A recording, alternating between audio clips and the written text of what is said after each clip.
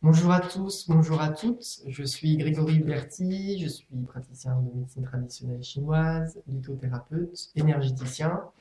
Et là, dans cette vidéo, je voulais vous expliquer un petit peu les mots contenus dans la méditation que vous venez peut-être de faire juste avant.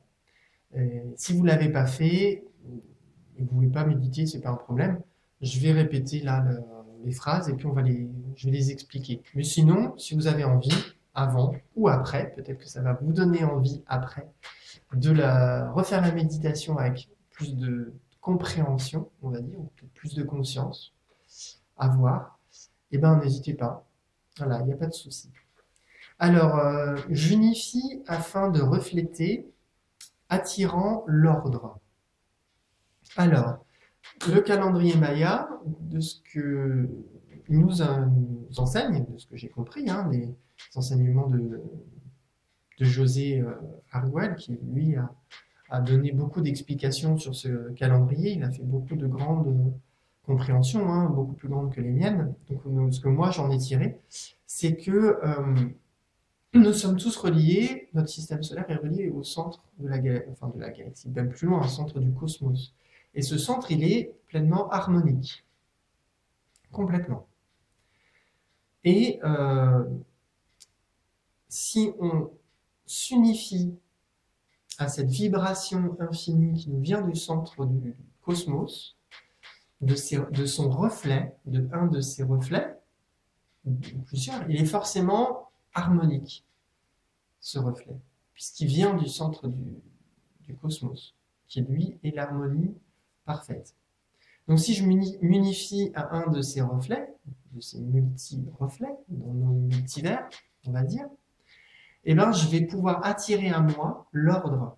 L'ordre, c'est donc l'harmonie, l'ordre infini, parce que l'harmonie, quand les choses sont harmonieuses, quand vous regardez quelque chose qui est harmonieux, une personne harmonieuse, les choses de la nature sont harmonieuses, quand vous regardez un chou romanesco avec ses fractales, vous voyez que c'est harmonieux, que c'est joli, et vous voyez qu'il y a un ordre. En fait, les choses de la nature, elles ne se font pas, même s'il y a un hasard, le hasard n'empêche pas l'ordre.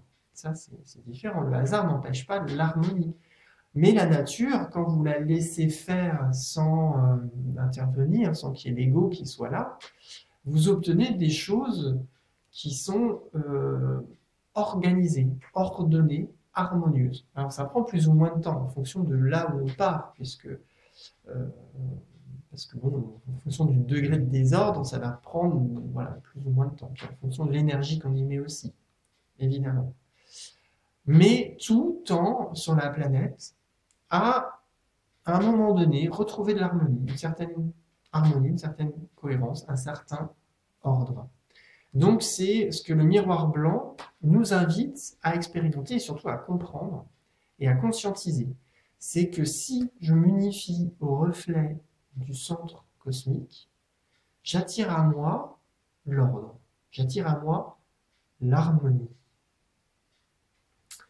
Et en faisant cet exercice, en expérimentant cela, on va pouvoir sceller dans la matrice du collectif planétaire cette expérience d'infini. Parce qu'on va pouvoir toucher l'infini. Parce que cet ordre nous vient vraiment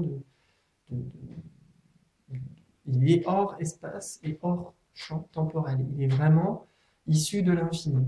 Donc on va pouvoir sceller dans la matrice cette expérience d'infini en expérimentant l'attraction de l'ordre universel en moi, autour de moi.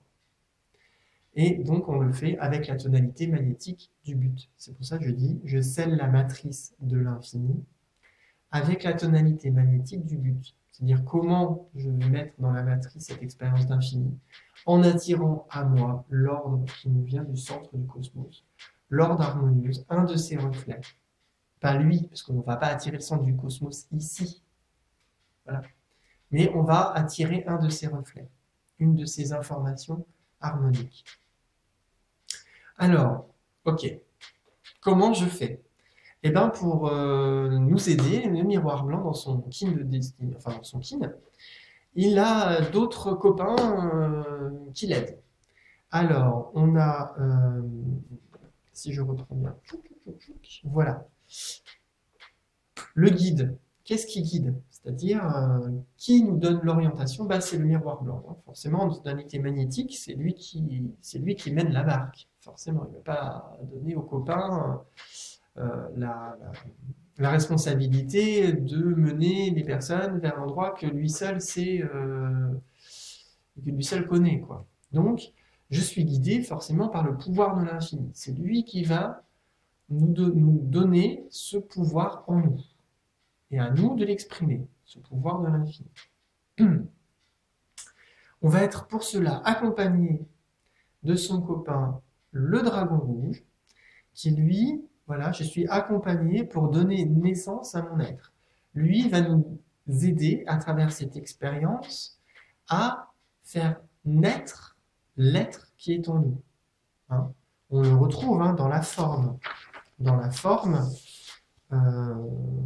on est on verra dans le monde enchanté du miroir blanc.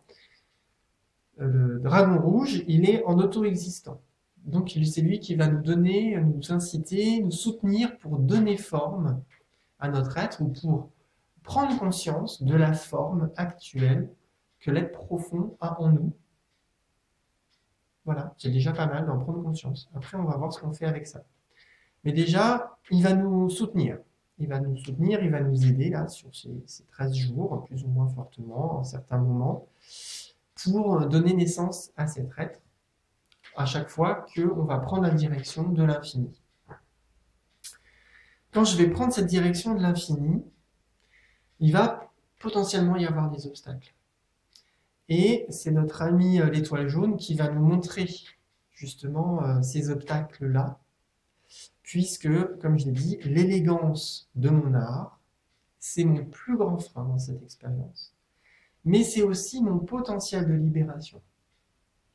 C'est-à-dire qu'effectivement, où j'en suis, de l'harmonie qui est en moi, de l'élégance, c'est-à-dire l'expression de l'art harmonique, voilà, de l'harmonie, c'est l'harmonie, créer de l'harmonie, c'est un art, hein. C'est pas quelque chose que l'on apprend, quoi. C'est quelque chose que l'on intègre. C'est différent, quoi. Les artistes, voilà, on n'apprend pas à être artiste, quoi. On devient, on intègre ce que c'est qu'être un artiste. Donc, où en est cet art en moi, de l'élégance? Où en est cet art de l'organisation autour de moi? Comment j'organise ma vie pour que je sois plus heureux, pour que je sois plus en paix, pour que je sois dans des conditions plus confortables, pour que je puisse respirer? Où en est mon souffle? Est-ce que je respire? Est-ce que je ne respire pas?